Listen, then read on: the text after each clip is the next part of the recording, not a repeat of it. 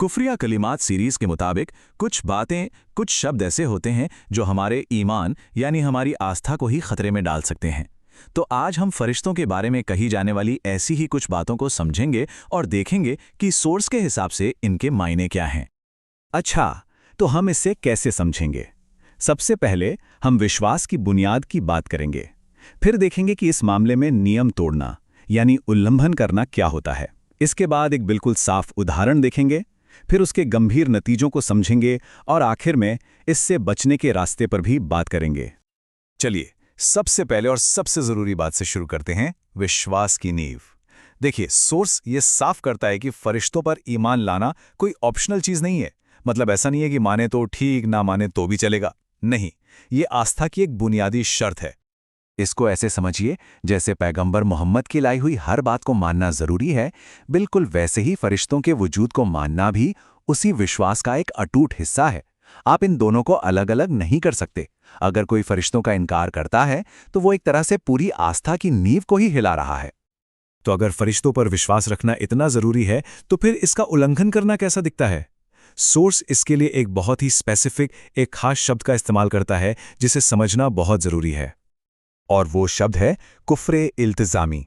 अब इस शब्द की खास बात यह है कि ये बहुत सटीक है।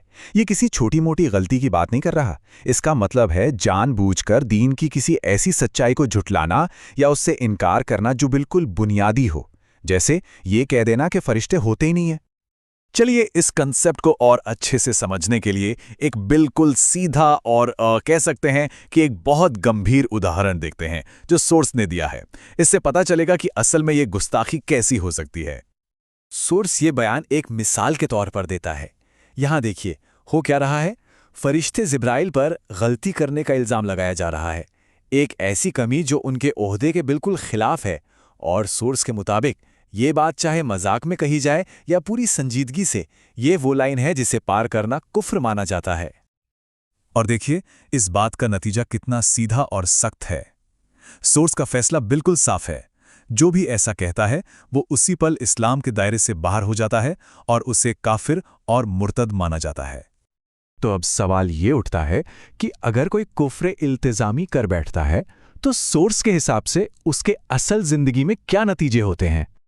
इसके जो नतीजे हैं वो एक डोमिनो इफेक्ट की तरह हैं। एक गिरा तो सब गिरते चले गए। पहला कदम, वो इंसान काफिर और मुर्तद बन गया।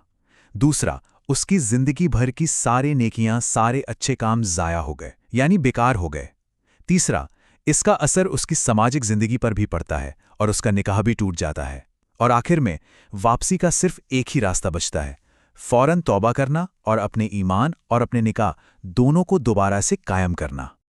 लेकिन बात यही खत्म नहीं होती। एक और लेवल है जो शायद इससे भी ज्यादा सोचने पर मजबूर करता है। सोर्स ये साफ करता है कि अगर कोई इस तरह की बात को कुफ्र मानने में भी शक करता है तो उसका ये शक करना ही अपने आप में कुफ्र है। मतलब यहां पर शक की कोई गुंजाइश ही नहीं छोड़ी गई है। तो जाहिर है, इतने गंभीर नतीजों को देखकर सवाल उठता है कि इन सब से बचने का, अपनी आस्था को बचाने का रास्ता क्या है। अच्छी बात यह है कि सोर्स इस पर भी गाइडेंस देता है। तो बचाव का रास्ता क्या है? सोर्स का पूरा जोर एक ही चीज पर है, जबान पर कंट्रोल। यह माना जाता है कि ईमान को खोने का सबसे बड़ा दरवाजा हमारी जबान से निकलने वाले गलत शब्द ही हैं। इसीलिए हर वक्त चौकन्ना रहना और खामोशी अपनाना, खासकर तब जब बोलने का कोई फायदा ना हो, सबसे जरूरी बचाव का तरीका बताया गया है। तो आखिर में ये पूरी बातचीत हमें एक बहुत ही सीधे सवाल के सामने लाकर खड़ा कर देती है। ये हमें खुद से पूछने पर मजबूर करती है कि हमारी जो सबसे कीमती चीज है, यानी हमारी आस्था, उसकी हिफाजत के लिए हम क्या कर रहे हैं। सवाल ये है, क्या हम अपनी जुबान पर उतना पहरा दे रहे हैं जितनी हमारी आस्था की कीमत है?